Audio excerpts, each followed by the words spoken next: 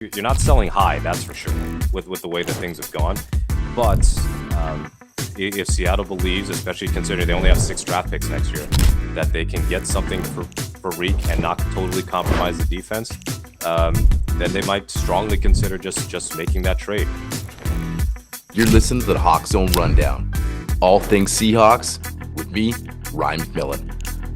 Guys, back on the show with us again today, a familiar face, Mookie Alexander from the Field Goals, here to break down the Hawks. We're at the quarter mark, so we're starting to get a feel for what this team is all about. The Hawks 3-1, but it's a competitive division, so we're going to break it all down and look ahead to this Bucs game. But first off, Mookie, man, how's it going? Yeah, it's going pretty well. A lot better for me personally this week than it was last week. But also the 3-1 start by the Seahawks again this year. I mean, they've started 3-1 3 straight seasons, but this one feels a little bit different from the previous two. Now, I could be way wrong, and we have a familiar ending, but like last year they were 3-1, and you could tell there might have been a bit of a false dawn because of just the strength of schedule those first 3 games. And then in 2023 they were 3-1, but they were hardly super sharp. At least they had the Detroit win to hang their hats on. But 2025, I mean, they should be much closer to 4-0 than anything else. I mean, they've been pretty good, and I'd like to think that they're going to get better.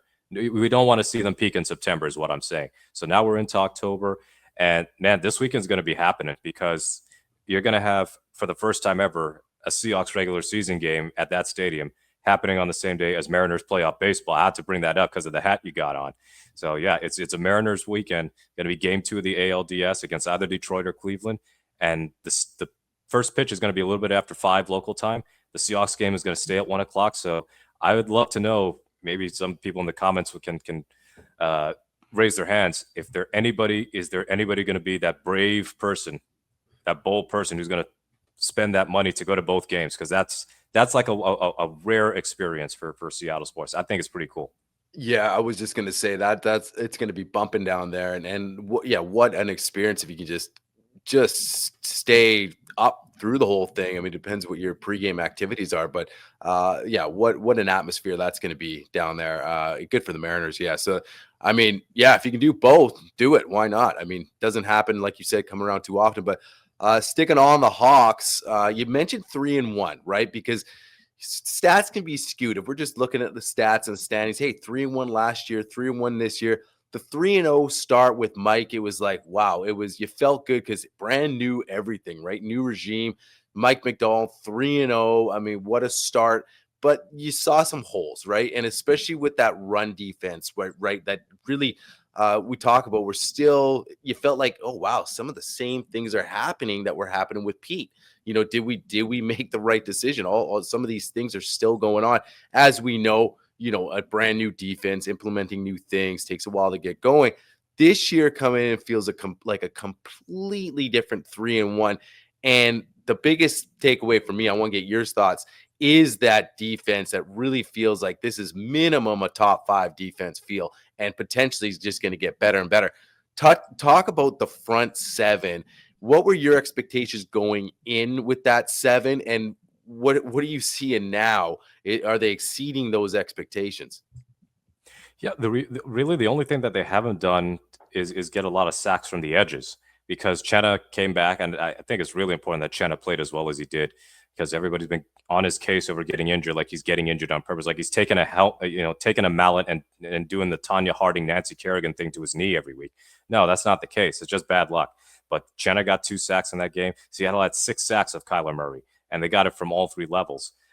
So yeah, that front 7 I think it's as good as advertised, except with the linebacker situation, because I don't think Tyrus Knight has played particularly well, and that's part of why we're seeing Drake Thomas get more snaps. But in terms of the defensive fronts, I mean, Jaron Reed, Byron Murphy, Leonard Williams, that trio on the interior, they have been outstanding. And Murphy's actually, I think, doing really good work as a pass rusher. I think he's been better at generating pressures and getting after the quarterback than he has been defending the run. Reed and Big Cat, we know, are both very good, whether against the run or against the pass. And then on the edges, like Maffa and Hall, they're doing everything but get the sacks, as I said. And now we're seeing Chenna get back into the fold. We'll see what happens with DeMarcus Lawrence and his injury, but it sounds like it wasn't as serious as it could have been. But Tank again, he's doing work as far as defending the run. I think the run defense improvement has helped them significantly, and then the pass rush. Really, the only concern I have is them getting out of their rush lanes and then opening up areas for scrambling for more mobile quarterbacks. But they limited Kyler Murray as a scrambler in this game. He had one big run, and that's pretty much it. Now they're going to play guys. They're going to play quarterbacks like Jaden Daniels pretty soon, and Stroud can move, and Baker Mayfield can certainly move this week. I mean, Mayfield is kind of like a magician with some of the sacks he's able to avoid. So just got to be wary of that. But as far as this defensive performance, think about this: Nick Eamon has played for like 6 seconds, possible, out of a possible 240 minutes on defense, and he's going to be coming back pretty soon. And then they haven't forced a fumble yet. All of their turnovers have been interceptions. They got 7 already, and they've actually fumbled on defense more than they forced fumbles as a defense because Kobe had the unfortunate. I think that if the refs had called it down by contact, they would have upheld it. But whatever. But imagine what happens when they start getting strip sacks, or they just start forcing fumbles in any other part of the field. This defense really has potential to be a top 5 unit. Statistically, they pretty much are right now. And I think that's as good as you could have asked for out of Mike McDonald's unit. And as you said, those first several weeks of the season, the first half of his first season, this looked like it was going to be another mediocre defense where, okay, they can beat up on some good teams and then sometimes beat up on some bad teams, rather. And then they'll have a bad performance against a bad team like the Giants. The run defense is still a problem, but you trade both linebackers. You make some changes in the offseason, like Rayshon Jenkins gone, Draymond Jones gone, Robertson Harris gone. So, and that they kept all the core of their other main starters. Like everybody else is staying. So they all have another offseason to acclimate to the playbook and everything else. And it's working. So I think that this Seahawks defense is only going to get better. And that just, it energizes the fan base. Nothing energizes a fan base more, especially this fan base, than seeing a defense that rallies to the ball and makes big plays, whether that's sacks or turnovers. So yeah, that's something that I think has been one of the highlights of the first part of the Seahawks season. Yeah, and you talk about the 7 and some of the guys, like when you mentioned last year, you feel like some of the same issues were coming up. And because you saw it, right? Even when we played Green Bay, some of the better teams, especially coming into our house, were just taking care of business against us. It was really deflating. Now you're talking about getting the fan base exciting, is because you feel like now this defense, especially it starts in the trenches, and we're seeing the success, not the sacks yet, but the pass rush win rates there, especially from the edges. Mafe and Hall are playing good. They're just, the sacks will come. You feel like they're right there, but you feel like now you can go in against anybody and compete because this defense is just really holding teams to a minimal amount of points. And that's what gets you excited, I think, as a fan base, to get this defense back on board. We haven't even really touched on the secondary and stuff like that, but you mentioned some of the, quote unquote, dead weight that's sort of gone out the building. I feel like Mike knows who exactly he needs and is going to keep. And that core transferring over from last year really helps to sort of, kind of pick up from where you left off. And then the additions, like you mentioned, Nick Eamon, once he get back in the mix, a few other guys getting another year under their belt, like a Byron Murphy, you can start really seeing this defense come together. And I think that's what really gets the fan base exciting, because you think now it's not about just beating them up against these inferior teams, which we're seeing that we're really beating them up, like the Saints. We're not messing around. But now when a good team comes in, even like a Bills or a Green Bay, you feel like, okay, we've taken that next step to now compete with anybody. Mm-hmm. And the big thing that to note is that the Seahawks have not played a truly great offense yet. I mean, San Francisco is banged up. Pittsburgh is all right, but nothing special. And then the Saints are just bad. But they were running the ball pretty well against Buffalo. Like they were way more competitive against Buffalo than they were against Seattle. And Buffalo is looked at universally as a Super Bowl contender. And then Arizona, they're not going to be a great offense. So you would think, okay, when are the big tests coming? Tampa Bay could be that test, but Bucky Irving's hurt. So they're losing another piece on their offense. They are extremely banged up. So it'd be different if they had everybody back, like if they had Evans healthy and Bucky healthy and a couple of their starting offensive linemen. But at least they still have Baker. They still have Ibuka. It looks as amazing as I thought he would be. So that's going to be a test of sorts. But Washington and the Rams, I think pretty soon after the bye week, those will be your bigger tests. But the Seahawks don't have a grueling schedule. So, like, they're not playing Buffalo this season unless they meet in the Super Bowl. They're not going to play. They don't have Philadelphia on their schedule. Philadelphia can't complete passes after halftime, apparently. So, like, the Eagles' offense has not been special. They don't play Detroit this year for a change. Again, unless they meet in the playoffs. So, this extremely difficult schedule, extremely difficult stretch of opponents that you would think would be hitting the Seahawks at some point. I'm not sure we're going to see that at all this year, because you're playing the NFC South, and the NFC South, again, is a weak division. Atlanta could be a tough offense, but that's going to be very dependent on Penix staying healthy and how they do after the bye week that they're having this week. But Carolina is lousy. They've already played the Saints. Tampa Bay is banged up, as I said, and they play the AFC South, which I think is going to be a tough set of games for the Seahawks. So, like, Houston, as bad as their offense has been, they've got a very good defense. And then Jacksonville, I think, is going to be – I would not be shocked if they lost the Jacksonville game. Tennessee sucks. I mean, there's no way around that. I wouldn't be surprised if they're playing an interim coach. And then Indianapolis has been, like, way better than anybody imagined with Daniel Jones. So I think they're going to be in tough in those AFC South games. But in terms of playing, like, the absolute upper echelon, that's not happening. So to me, the Seahawks, there's not a single game on this schedule. And I can't say the same for previous years. There's not a single game on the schedule where I go, the Seahawks have close to no chance to win the game. And that is huge given the start that they've had.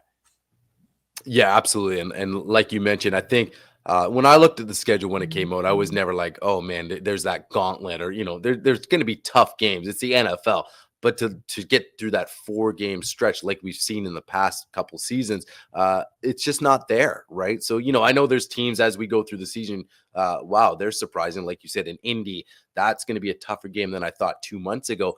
But that always happens in the NFL, right? So, but when I look at the team overall, and one guy I want to focus on because it's obviously been a bit of a conversation and really heating up the last week or so, is Riq Woolen. And I know we've talked about Riq all off season last year. I mean, it just seems like a guy to talk about. And then he came into the years thinking, okay, here we go. He's back another year under Mike. And then really under the microscope to start the season. I mean, it couldn't have been any worse for him against San Francisco. And we could break it down and say, well, he played pretty good throughout the game. But when you look at the last drive, and the big reason why we lost was the Riq Woolen blunders, and they continue. Now the trade talks and heating up in the media. What are they going to do with Riq? The trade deadline's still like a month away, but talks are starting to heat. What's your take on that overall? Do you think it's gonna happen? Do you see a place for Riq? Because as we know, it is a contract year for him too. So that's a big thing that comes into play. Yeah, and the other aspect of this is, okay, suppose you let Riq walk in free agency. Okay, you don't extend him. Then you would get a comp pick if he ends up being like one of the more highly coveted corners on the market, which I think he would be. I don't think that Riq is such a lousy corner that he's going to get paid league minimum. Like, that's not happening. He's got enough of a track record through his previous seasons that there's going to be some sort of market for him. Now, the problem is you don't get comp picks if you end up bringing in more guys than you lose. So there is the chance that they could let Riq walk, and then that comp pick is erased because of how they handle free agency. So you might take your chances of getting a guaranteed pick back if you make a trade before the early November deadline. Now, will they trade Riq? I'd rather they keep him, and it's really for the reason of the roster. Outside of Riq, there's not a single cornerback on this team taller than 6 foot. So if you have no 6 foot tall cornerback and above, then guys are going to get mossed regularly. Like Devin Witherspoon played that touchdown to Marvin Harrison Jr. extremely well. But Marvin Harrison is 6'3", and Devin Witherspoon at 6 feet tall is not known to have this utterly amazing vertical leap. So you have an undersized cornerback room, and a guy like Darion Kendrick, as well as he's played, we're working on basically a 2-game sample size, and he's playing in the slot. He's not playing outside. So your outside cornerback depth would be very compromised if you let Riq go, and you don't get a cornerback in return. Because I don't think that just promoting Shaq Griffin from the practice squad to the active roster really does much for you. So I think that the thing with Riq is most of the time he's very good at his job. And you have to kind of watch all 22 film to understand that teams are not throwing his way because he's got his assignment correct. Now the problem is when he does get targeted this season, and I stress this season, he's just, as Mike McDonald said, he might be getting in his own head a little bit in terms of the plays on the ball or the plays that he's not making. So like the 49ers game that you mentioned, that was ruinous. Like the first 3 quarters, I don't think Riq got targeted at all. And then in the fourth quarter, game on the line, he loses concentration and misjudges a ball to Ricky Pearsall, huge gain. And he also gives up another catch where he commits a penalty at the same time. And then there's the winning touchdown where, as a former wide receiver, I don't know why he's drifting backward to try and catch the ball. You got to, in a scramble drill like that, you've always got to be leaping forward to try and make a play. So Riq has got 6 penalties too, and that's a team high with 4 accepted. So I think that with both McDonald and Pete Carroll, this might be less of an issue of, my goodness, Riq Woolen is just a total liability out there. He can't cover anybody. No, he can cover. But his mental lapses are the ones where, the ones that can be very high leverage, and also ones that are so glaring on the television broadcast that it makes you want to pull your hair out. So I think that Woolen could be traded, and it may be more of like some off the field stuff, or maybe like outside of the game stuff, whether that's the brief benching you had last year for a team violation that was unspecified, or questions of efforts, because that's why Pete benched him briefly in 2023. So it's like there are other parts of his game, or other parts of his overall character, perhaps, that maybe the team doesn't care for, and they believe that a fresh start would be beneficial. I don't worry about the snap count stuff. So like he played 92% of snaps last week. That meant he sat 5 snaps. That's not really dramatically reducing your playing time. That just means they played an extra nickel. So I'm not worried about that. But this weekend could be big, because Eamon Warrior being back in the lineup, I do wonder assuming he's back in the lineup, I do wonder how they're going to handle having all of their secondary players healthy, and what that means for Riq. Because Riq could have some tough assignments. I'd be curious to see how Seattle ends up matching up Riq throughout the game. Is he going to be on Ibuka? Is he going to be on Godwin? So yeah, these next few weeks will tell us a lot about Riq's future. But I think a trade is not out of the question at this point, if only because the noise is getting a little bit louder. It does not mean I agree with it. Certainly because, again, I'm not sold that Seattle's cornerback depth is now so rock solid that they can afford to move on from Riq, but more of, when there's smoke, there's fire. And there have been too many things regarding Riq, whether through on-field discipline with penalties and mental lapses, and then outside, off the field with the team violation last year, that, again, the organization might see it as time to move on, because it doesn't look like an extension is going to be coming for him. They've been more willing to look at an extension for Kobe than they have for Riq. Yeah. And I know that he'd be cheaper than Riq, but it tells you a lot that they've already extended Lucas. They're working on Cross, and they gave him his 5th year. But when it comes to Riq, who doesn't have a deep injury history or anything, they're a little bit more reserved on that front. And obviously, they've got Witherspoon to also extend. And if they have a choice between Witherspoon and Woolen, I don't think they're going to extend both. And if they're not going to extend both, then you're going to lean towards Spoon. Yeah, and you're right. Where there's smoke, there's fire. And the thing is then you start getting into distractions. And when there's smoke, there's fire. He's really under a microscope. Like, every penalty he's taking now sort of compounds itself, I feel. And management and Mike and they all know that. So when does it become now a distraction to a defense that's playing real well? And like you said, there's throughout the game, Riq's played good, right? Great cover corner. He's got length. He's got tools. I agree with you. If you let him walk, there's going to be teams that see his tools and his potential, that they say, we can take him, fresh start. He's got this speed. He's got this length. He can cover. Let's just get him in with us, and we will pay for that. I think the market will be, pretty decent for a guy like that, because you mentioned the corners they have in the room right now, all undersized. It's not easy to find a physical guy like Riq with his tool set.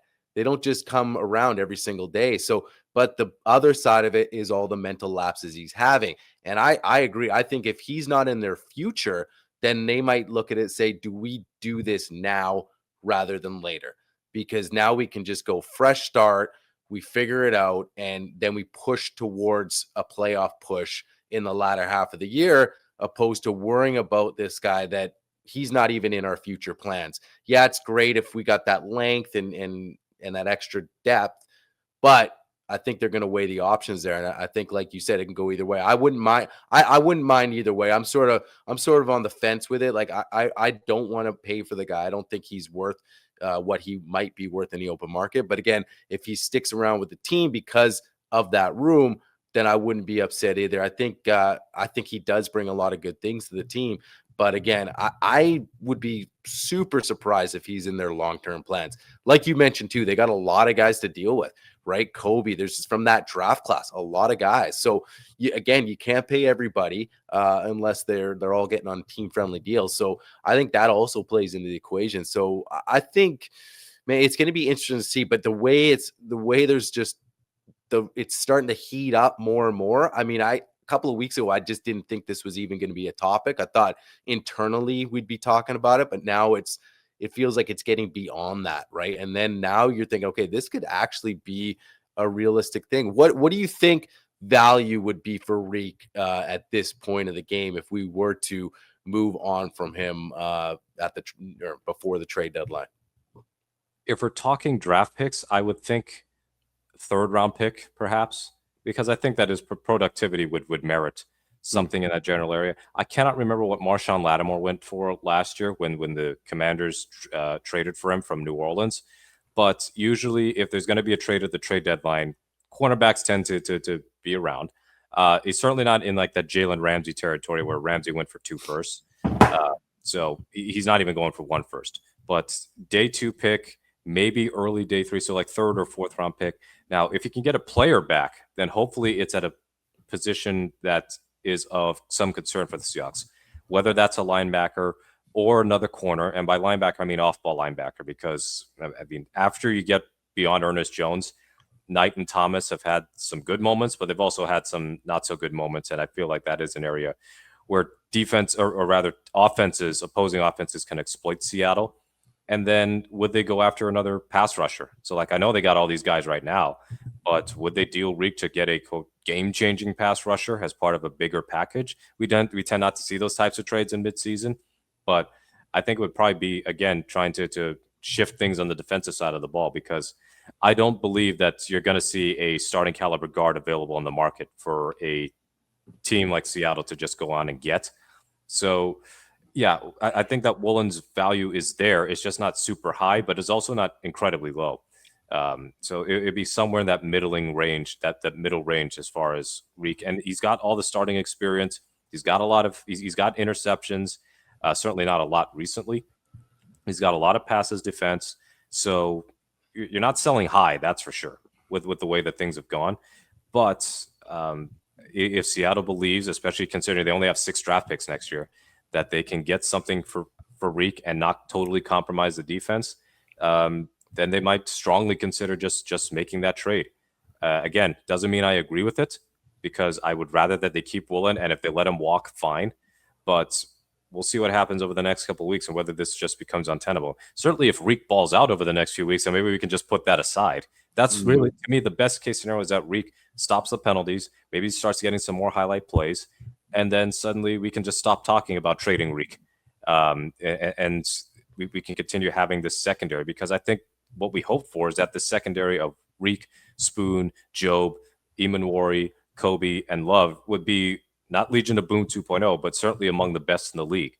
And if you trade Riq, I don't know how many people are comfortable with Witherspoon and Job as your outside corners, presumably, and then Kendrick in the slot, because Witherspoon doesn't play outside a ton. He's I think better in the slot. And then Job, as good as he's been, again, he's what, 5'10" or 5'11". So there are going to be games where he's just too small. You and I both watch the NBA, and they all love to make the too little gesture.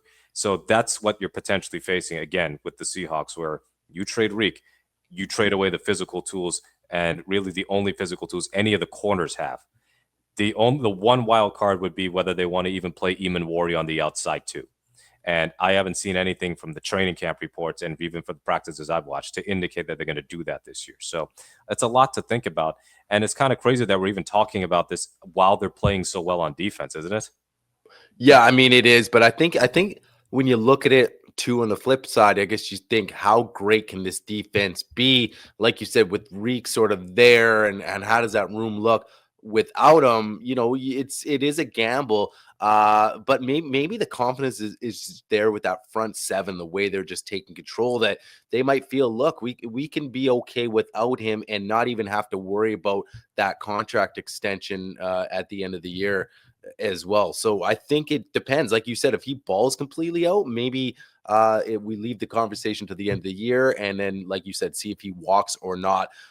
That's the hope too. I agree. I mean, I want to see this defense keep on balling, and if that involves Reek making plays and not taking penalties, then I'm all for it too. Because I think, again, he's got all the tools in the world. It's just what's between the ears. It's really holding him back at this point. But hey, moving over to the offensive side of the ball, because I want to talk about the offense a little bit, and talking about, I want to get your take on how you're seeing this offense now after the quarter mark, and big focal point, Sam Darnold, and also the receiving core come to play. We can talk about the O-line, but specifically what these receivers are doing. You talk about losing the physical tool with a Riq Woolen, right? We lost a huge physical tool receiver in DK Metcalf, and that was a huge question mark, being like, man, you just lost a physical specimen. You're not replacing him. Now JSN has to be the number one guy. Can he do that with company, right?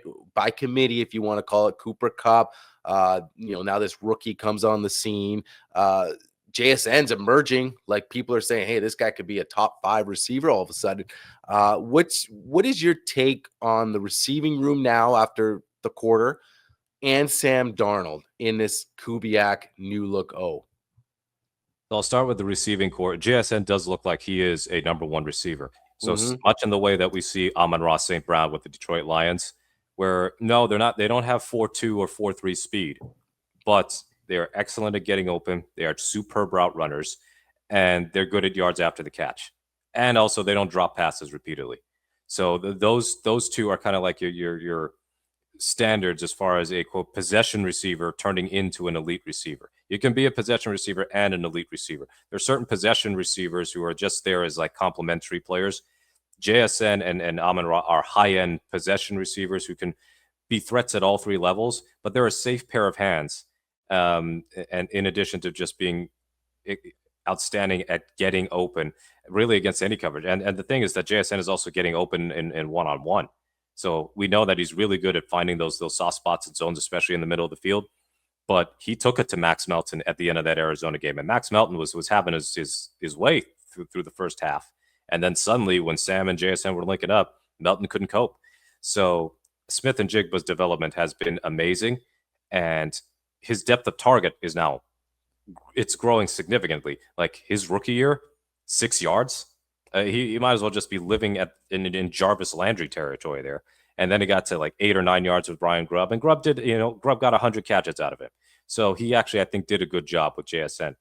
Kubiak and Darnold in conjunction, they seem to be doing an exquisite job of really unlocking JSN as that first round pick that we all thought he'd be. To me, the best thing that JSN did, if I'm being, this is obviously tongue in cheek, the best thing that JSN did was sit out his final year of college more or less because of his hamstring injury. Because without it, he would have been picked in the top 10, no doubt.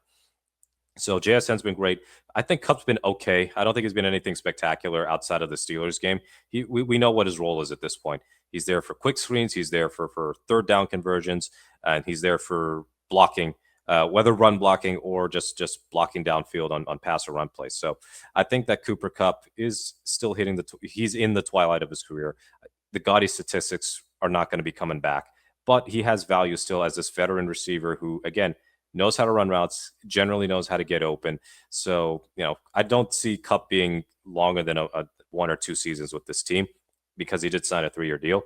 Torrey Horton, I think, has been really exciting, not just as a special teams returner, but the things that he can do a wide receiver. Would have been cool if he had caught that touchdown on the long shot from Darnold in last Thursday's game. Then he would have 3 receiving touchdowns in 3 weeks to go along with the punt return TD. But I think that he has some Tyler Lockett in him. They're not the same frame, but Their calling cards, downfield threat, very good on special teams. It's only after Lockett broke his leg that he started to be less effective, as a returner. But the trade-off was he became a great receiver. And then after the top three receivers, it does get a little, it doesn't get as effective. Jake Bobo had just had his first catch last week. Dareke Young has one catch, and I'm just trying to think of the other receivers on the roster. Cody White's hardly played. So it's really three receivers plus A.J. Barner and Elijah Arroyo. Now, if you're so minded, you can say Barner and or Arroyo can function as a fourth receiver because they can both run good routes. And now we're seeing Arroyo get involved a little bit more in the passing game. So I think the receiving group is a little bit top heavy, but I'm really bullish on what JSN and Horton can do, not just this year, but long term. Like Horton, I anticipate is going to be your wide receiver 2 in 2026. Now, with Sam Darnold, I think has been as good as you could possibly hope for, if not better. So many months ago, when I was on here, I would say I went from being a Darnold hater to Darnold neutral, and now I think I'm pretty much Darnold positive at this point. So far, so good. The first game, he wasn't anything spectacular, but that's in part because Kubiak called to me a really scared conservative game plan. But the second half of the Steelers, he was amazing, insanely efficient in the Saints blowout. Like he really was just doing whatever he wanted, and the only reason his stats weren't better is because they were up by so much there was no need to throw more than 18 times. And then he was again very good in the Cardinals game. And the deep passing, like we were worried, okay, Metcalf's gone, Lockett's gone. How are they going to handle the deep passing game? And while the deep passing game is pretty much JSN at this point, it's working like a charm, isn't it? I mean, JSN has got 8 or 9 catches of 20 yards or more. And these are not yak plays. These are not him getting a screen pass and taking it 20 yards. It's him being a downfield target, with a deep, like 20, 25 yards down the field. And Darnold's air yards are among the best in the league. His accuracy is great all over the field. He's really good at throwing on the run. He's taking care of the ball. I mean, he was pretty fortunate not to get a lost fumble in the Cardinals game, but 3 turnovers through 4 games, good. Only 6 sacks taken. He's been pretty good at avoiding sacks too. So there's been a lot to like about Darnold's game, just his accuracy and the way that he has been attacking the middle of the field so efficiently. That's better than not just Geno, who did attack the middle of the field more than Russ. It's way better than what we had with Russell Wilson. Like Russ did a bunch of other amazing things that made him such a great quarterback in his prime, but we know that was a weakness of his rather. Darnold is tearing up the middle of the field, whether he's throwing to Kupp or JSN. And I can't wait to see the tight ends get more involved in the passing game as the season progresses. So, yeah, Darnold's been really good. The stats bear themselves out in terms of his accuracy, his completion percentage, his touchdown to interception ratio, all of that good stuff. So, again, tougher challenges lie ahead. I think Tampa Bay's defense is going to be difficult. Jacksonville leads the league in turnovers. And as I said, Houston's got to deal. You got to deal with Hunter and Will Anderson, plus a host of other characters. So there will be tougher defenses to really stress Darnold and this passing offense. But at the very worst, I think Darnold is a good starting quarterback now. At the best, then Darnold can be kind of like a tier 2 quarterback where he's kind of approaching top 10 status. And you would absolutely take that if you're a Seahawks fan. You don't need the best, but if you can have above average play like Darnold's giving you, and at times great play, you can't complain. Yeah, I think, some of the takeaways from what you're saying, the biggest thing for me is coming into this year, I felt like Sam still had to prove himself because he had the one really good year in Minnesota, but then the last couple of games, that's what people remembered and was like, oh, he's reverted back to the Sam Darnold we know, right? So to me, if he finished that year off as strong as he played, then it would be more like, first of all, do we get him? But then we get him. And I don't think there's those question marks. I feel like, and he probably knew this too. Like he almost had to start over again. Like he has to prove himself again. Now, if like you said, he's not taking the sacks, he's looking after the football, and that's really the biggest things. Like looking after the football is to me the biggest thing, because with this defense keeping you in every game, if you're not turning the ball over, that is massive, right? Nothing's going to kill you more than turning the football over like we've seen in the past. So I think Sam's done a great job. And you mentioned the downfield to JSN, and he's not a 4-3-4-4 guy at all, but he's a crisp route runner. And Sam, to me, feels like he's putting out those balls on the money. Like, you're not going to see JSN kick it into sixth gear and, wow, how did he go get that? Like maybe Torrey Horton will. But with the clean routes, get open, even if it's by a step, I feel like Sam's been placing that ball in beautifully. I mean, I've been really impressed by the poise, composure, and the accuracy, like you mentioned, Sam being accurate. So that I think that's exceeded my expectations. How poised and accurate he's been to start the year. You kind of agree with that? Yeah, I really, really the ball placement, as you said, this is clearly more of a timing based offense. Yeah. And Darnold is getting the ball out on time. It is, to me, it more closely mirrors the Matt Hasselbeck offenses, where Matt Hasselbeck didn't have the strongest arm. He wasn't the best athlete, but when he was at his best, the timing between him and Daryl Jackson, or him and Bobby Ingram, or that 1 year with Joe Jaravicious, it looked like it was almost metronomic. It was so smooth looking. And with Darnold, I feel like he does represent different quarterbacking than we saw from Russ. Again, there are multiple ways to be a very good quarterback. And I think that what Darnold is providing us is efficient play without it looking panicked or frazzled or looking off script. And he can do off script plays. So think about the little spin around in the Saints game where he was able to hit JSN on the scramble drill, or when he was on the throw to Arroyo. He flushed out of the pocket, moving to his right, and he throws a perfect pass that Arroyo's able to box out Josh Sweat for. Noted coverage linebacker Josh Sweat, apparently. So, yeah, you never really, as good as Josh Sweat is, and you got to drop ends into coverage sometimes, you don't want him to drop that far back. So Darnold is exploiting coverages. He is getting the ball out on time, as I said. And as you have already mentioned, the accuracy, I think, is the biggest deal. So if he keeps this up, I mean, he's going to have a bad game here and there. Like, it's going to happen. There's no chance that he's just going to have like 16, 17 outstanding performances or above average performances. So I wouldn't overreact to a clunker here and there unless he just stacks them up.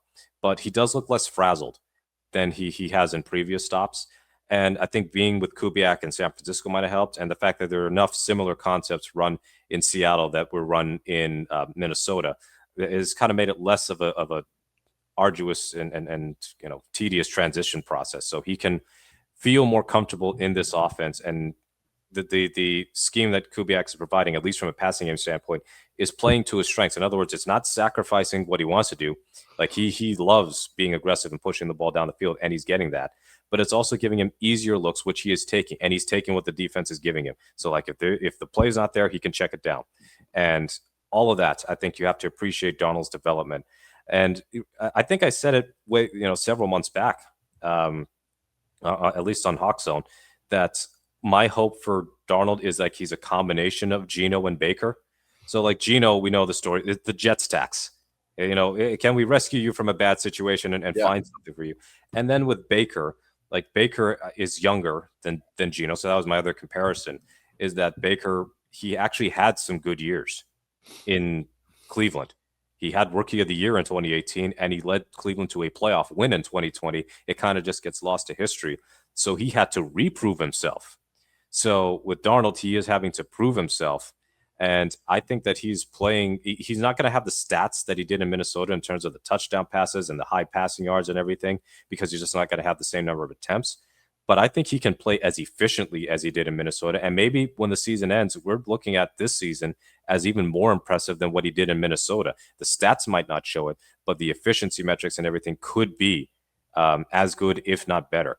And I will take that. I don't need my quarterback to throw 45 touchdowns. If he can throw 30 and do it at a very impressive clip, kind of like Russ's stats at his best, were never gaudy top 3, top 4, but he was really efficient when doing so. That's, to me, kind of what I'd like to see out of Sam. And so far, he's delivering that. Yeah, and that's the thing. We're so quick to write QBs off, right? Like you mentioned the jet tax. I mean, no, in my opinion, no other sport matters, especially for a quarterback, where you land in an organization. Now, if you're landing in the Jets, that's a tough spot to start your career. You mentioned, I mean, Geno Smith started his career there, but so and then on top of that, just gaining experience being in this league as an NFL quarterback. He spent time, like you mentioned, with Kubiak, and then Kevin O'Connell last year, and now it's what, year 7. He's still a young guy. Like, I think he came in at 20, so even then, coming in at a younger age, it takes time, right? This is a grown man's league, so for him just to gain the experience and now feel like, hey, maybe he's hit his stride, and we're seeing it. You see him when he's talking with the media. Just he's composed just as a person, as a leader. So that gives me confidence going into the rest of the season, and really puts things to bed with all the other conversations we were hearing in the offseason about the quarterback spot. You mentioned Baker real quick because we're going to touch on the Bucs. I always have been a Baker guy, and I always never understood the heat he took, besides coming into the league with a chip on his shoulder, right? But I think that rubbed people the wrong way. I really think that was a lot of, the quote unquote hate that he took. But when you look at it, he did nothing but make the Browns relevant again. Talk about an organization. I think they were 1-32 in the previous 2 years. Baker comes in, amazing rookie year, leads, what was it, the following year, playoff run, Pittsburgh, and then the next year he had to deal with Odell and his dad and all that stuff. So, and then he gets hurt, right? So he's playing with the bad shoulder. We expect this guy to be 100%. And then he goes to Carolina, and we know how much of a dumpster fire they were. Sam and him were in the same room. So I wasn't surprised when he started playing well in Tampa Bay. I wanted the Hawks to personally get him when he was available. I was like, man, I want him in Seattle. But they got Geno, and that is what it is. Let's talk about real quick. I don't want to harp on it, but because really there was really last couple of years, it was getting a little frustrating being a Hawks fan, because it felt like a split room. Like, we're all Seahawks fans, but you had this real divide between the Geno dislikers and the Geno fans, and if there wasn't much of a middle ground. There was a few people there, but it was really two sides. You're not hearing a lot from the Geno supporters right now, and for me, I'll say I was maybe neutral, but the last kicker for me was last season. The red zone interceptions, I was done with it, and I didn't want to hear the excuse. I said, look, combined with his age, I said, I don't see this guy as the future. And we got younger, and it was great. Talk about the differences now and what he's doing in Vegas. And do you feel like that, we made the right move, and it was really inevitable? Like, it was the move to make, and John just saw the writing on the wall. It's certainly not a great start for Geno or Pete in Las Vegas. I mean, week 1 certainly was a good start, because they ripped up New England on the road, rainy game. Geno threw for like 360 yards, hit 9 plays of 20 yards or more. And that kind of looked like Geno at his best. Yeah, he did throw a pick in the first quarter. It was way outside the red zone, thankfully for him, but he was dominating New England's defense. But these last 3 games, well, the Washington game was fine. They just got blown out, Big surprise, a Pete Carroll team cannot handle a backup quarterback, and they give up a jillion points again. But the 2 home games, the Chargers game, that was a disaster. 3 bad interceptions. I mean, one was kind of an arm punt, but the other 2 were just not good throws. And then the Bears game, they threw that away. Like, they absolutely should have beaten Chicago. And Geno's got to be, to me, at the forefront for why they lost that game, because the defense was having to get back on the field repeatedly because of his picks. And these were not picks under pressure. These were interceptions where he had time, and he still made a bad throw. I don't think any of his picks were actually terrible decisions, but they were not accurate throws. And I'm wondering if at this stage of his career, his arm is starting to hit a little bit of a decline, because one thing that we could praise Geno for during his time in Seattle, he was a typically very accurate quarterback. But I'm not seeing that accuracy in Vegas right now. Certainly not in the 2 home games that he's performed. So the Bears game, I think he only threw 18 passes and he completed 11, but he's just not sharp right now. And it is alarming with the way he's playing. He's got 7 interceptions. He leads the league in those. And these are not 7, bad luck, woe is me, tip ball interceptions. These are picks that are mostly on Geno. And yeah, again, similar situation for the Raiders as it was in much of Seattle. Offensive line isn't any good and got worse with Colton Miller's injury, and they're not running the ball well at all, albeit they did destroy Chicago with 200-something yards in this game. But in the other 3 weeks, they weren't running it remotely well. So my thing with Gino as a supporter of him is that I am not blind to the fact that he's about to be 35. 35 is 35 is 35. And if I want to use a closer example of somebody who kind of turned their career around, even though they weren't going years without playing, like Ryan Tannehill went from being kind of a ho hum quarterback in Miami and at times a bad one to being the backup in Tennessee to Mariota. And then suddenly Mariota gets hurt and Tannehill takes them to the AFC Championship game. And then they're the number one seed the following year. And then they're in the playoffs again the year after that. Or were they the number one seed in 2020? No, they weren't. They were in the number one seed in 2021, but made the playoffs in 2020, number one seed in 2021.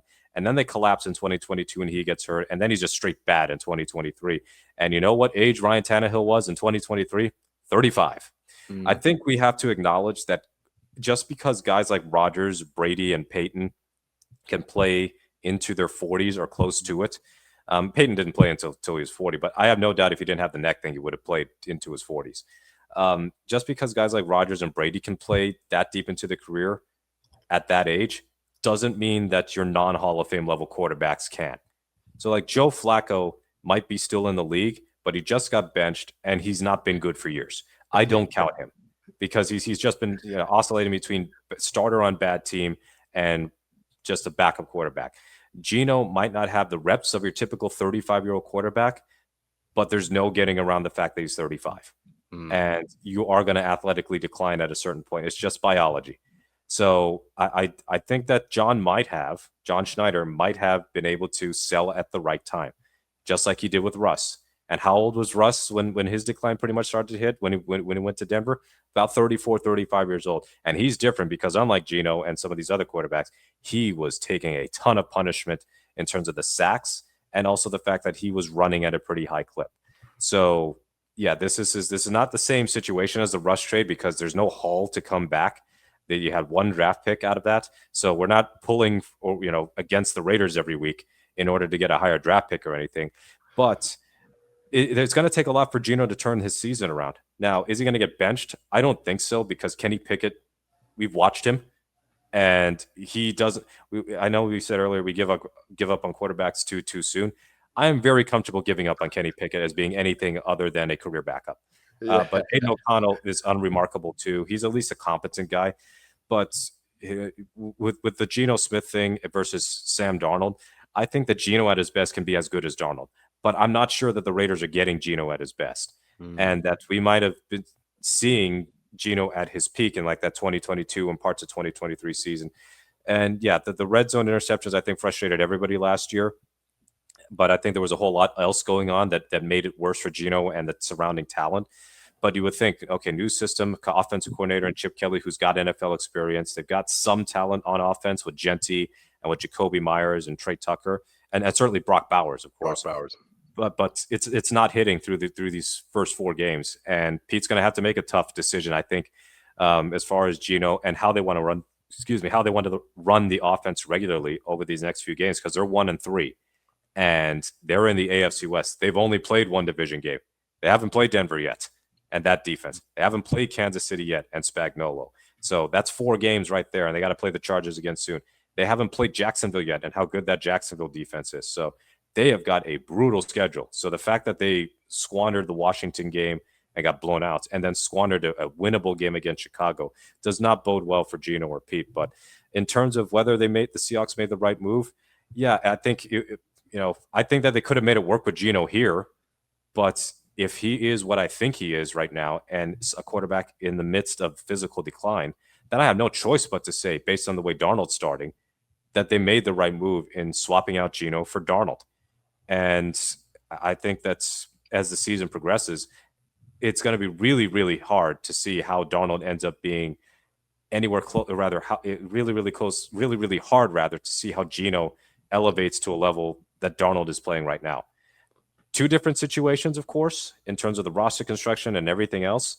But at the moment, Darnold is clearly a better quarterback. Yeah, and I know what you're saying with roster constructions.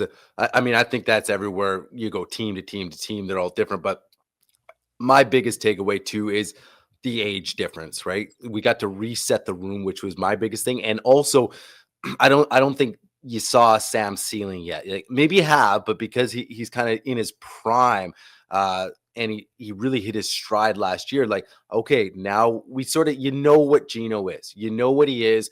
He's going to fit some tight ones in those windows, and then he's going to turn the ball over, and he's going to make some big plays for you for sure. But he's also gave away some games, and I think you sort of know what you were getting. And I felt like you might have similar things could have happened. Like you said, he's in Vegas. Chip Kelly, he's got some weapons. It hasn't clicked. And again, you get to that age was the big thing for me. If if we were talking 27-year-old Geno, might be having a different conversation. But I think people got caught up on, hey, this guy's just been sitting on the couch for the last 10 years on the bench. Like he's 21. It's like, no, he's actually 31 or 32. Like that doesn't change. Like you said, father time's undefeated, right? It's like you don't draft a guy who's 37 because he hasn't taken any physical beating. It's biology, like you said. Sure, some guys, if they've taken a wallop, maybe get worn out a little bit, but to me, that's more, getting the headshots and concussions kicking in more than anything. But your body is just going to break down. And like you mentioned, pain in the neck, again, as we've seen athletes get older, it doesn't matter who it is and what sport, your body just is prone to break down in your later 30s, right? You talk about, even baseball, you look at Griffey Jr., and when he came back his last 2 years, he was a shell, right? And that's a sport that doesn't really take any physical abuse or anything. And it's wear and tear. Your bat speed slows down, and you're not hitting 45 home runs with a sweet swing anymore. You're hitting one home run and falling asleep in the dugout. Like, I don't know if you remember that little rumor, but so that's just the way it goes, right? So again, not I loved his time here, but I think because we reset it, I think it's now kind of like, oh yeah, well, you're bringing it up now with the way the quarterbacks are playing, but it's more just that age thing, which really plays a key. And like you said, yeah, it's going to be interesting with Pete, because you know how Pete kind of sticks with guys. It's going to be tough for him, I think, not to stick with Geno the whole way through. So we'll see. That's interesting. But yeah, it's exciting start, man. Just real quick, let's touch on this Bucks game.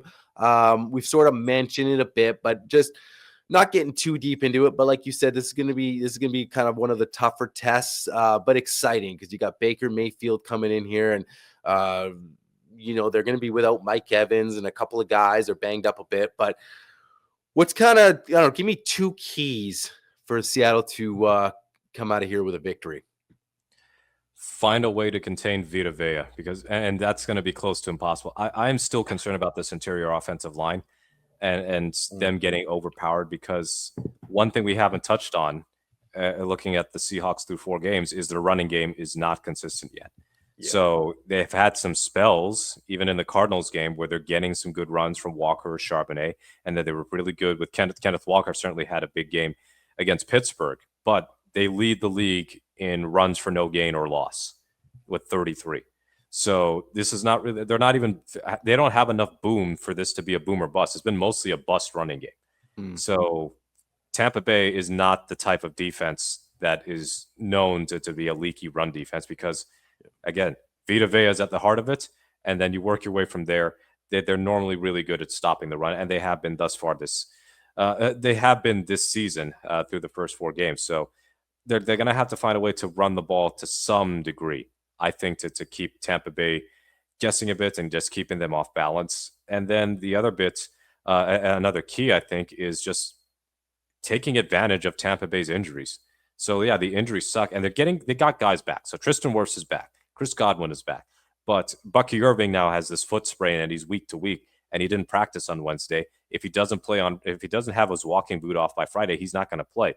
So I guess Rachaad White's a capable running back, and he was once the starter.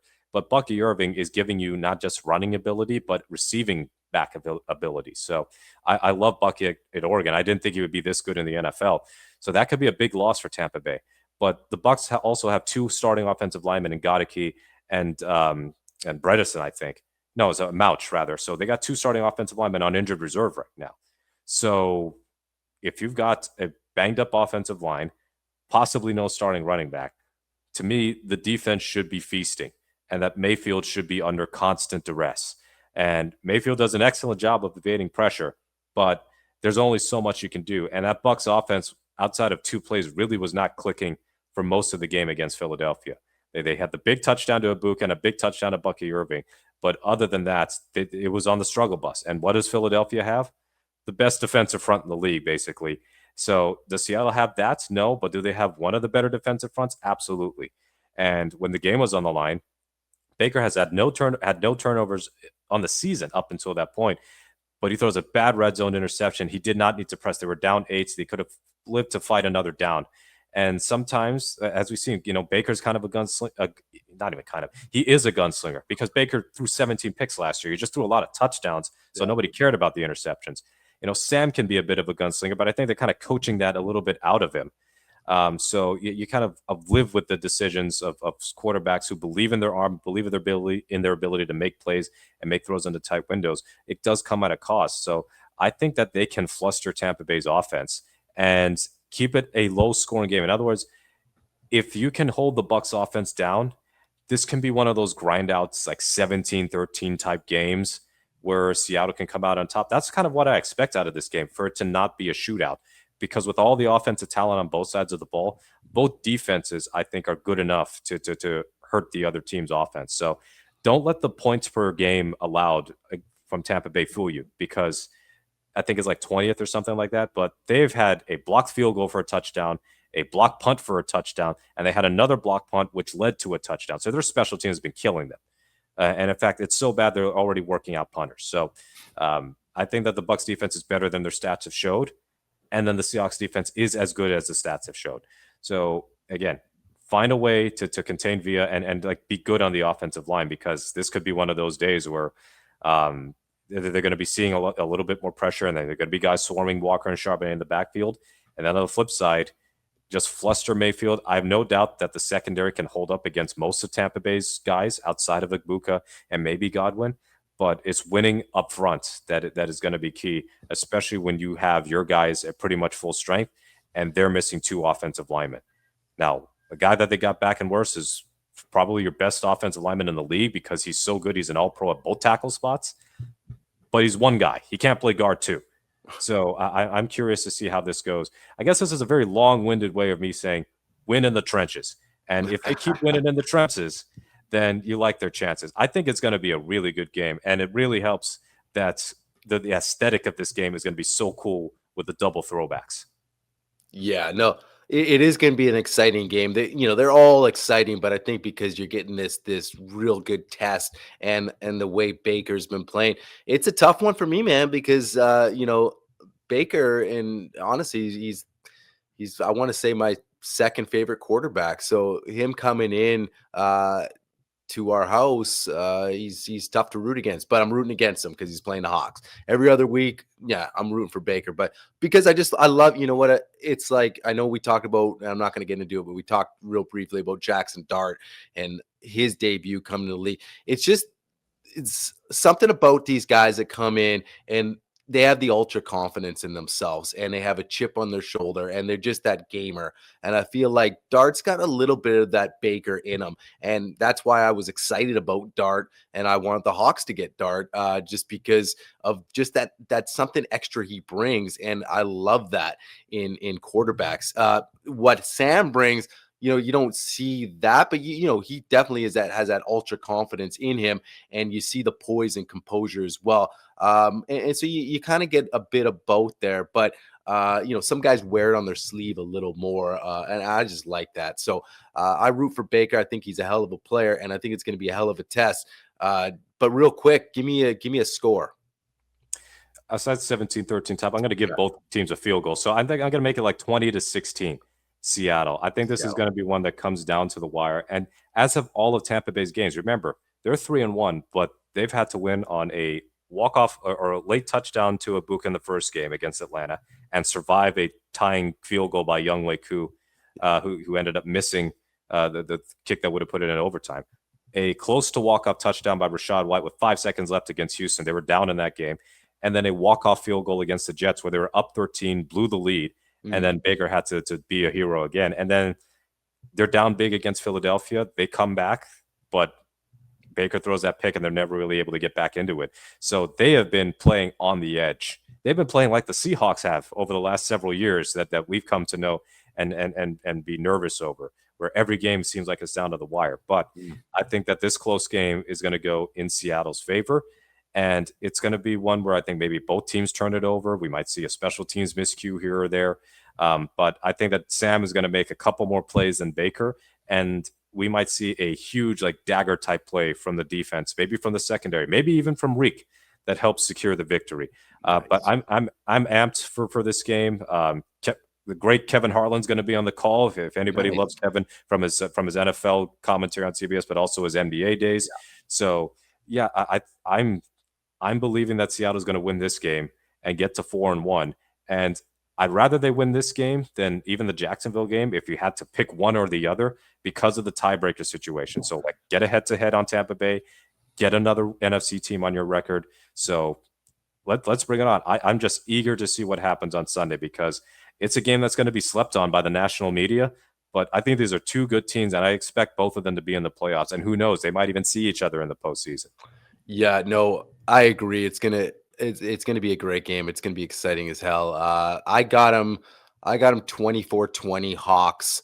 Uh I really believe in this defense. I just think, like you said, if there's a turnover here and there, they get some good field position. It's gonna help Baker out a little bit. And I just think they're gonna put up a few points. But again, I could be wrong. But I think I really, really believe in this defense. And like you said, long winded when you talked about the trenches.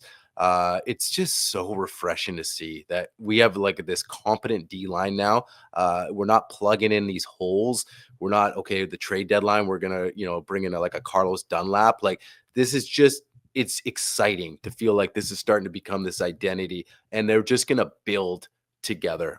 So I'm amped just to see what they can do. And it just again gives us confidence as Hawks fans that we're gonna be in every game, or at least we should be, right? Because of where it starts right there. So I'm amped to see because we get a little bit more of a test coming up this Sunday, and it's gonna be fun, man.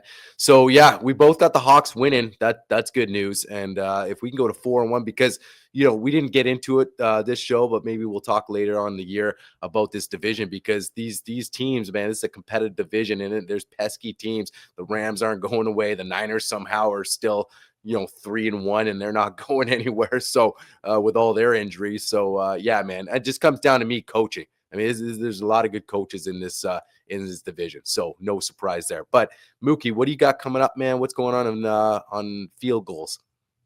Yeah, so some film review just came out from Alexandre Castro regarding the Cardinals game. He'll have a preview up of the Buccaneers game, and I'm sure there's a whole lot to explore that we haven't discussed, including Tampa Bay's secondary is banged up too, but at least they have Winfield healthy. So injuries happen, so you got to take advantage if you're Seattle. And then there's going to be one of our newest writers, Jarrell Coleman, is going to do some stuff about the Seahawks defense, and also does this team have just some sort of special ability to recognize quarterback talent? And also maybe even when to move on. So there'll be the usual set of op-eds, previews, and stat breakdowns coming over the next several days. And and then of course game day coverage from morning all the way into the evening for Seahawks versus Buccaneers. No, we're not going to cover the Mariners because that's Lookout Landing's job. But it would be funny if this game lasted so long it bled into the start of the Mariners game. Then that'd be a real traffic nightmare. But I know one thing as far as Seattle that night on October 5th. Good luck if you were driving getting out of Seattle anytime before like 11 o'clock because that's going to be a long, long wait. Yeah, no, yeah, I don't advise parking near the stadium. That would be you might as well just go hit a bar or just sit in your car for a few hours. So, but yeah, no, it's gonna be exciting. What a weekend for Seattle fans. So, yeah, awesome convo again, guys. Make sure you go down, check out fieldgoals.com. Like Mookie said, a bunch of writers, amazing stuff over there, and yeah, just a great place to get your Seahawks news from. And yeah, but again, Mookie, we appreciate it. I appreciate it, Ken, and I'm sure we'll be talking in the future here. And go Hawks. Go Hawks.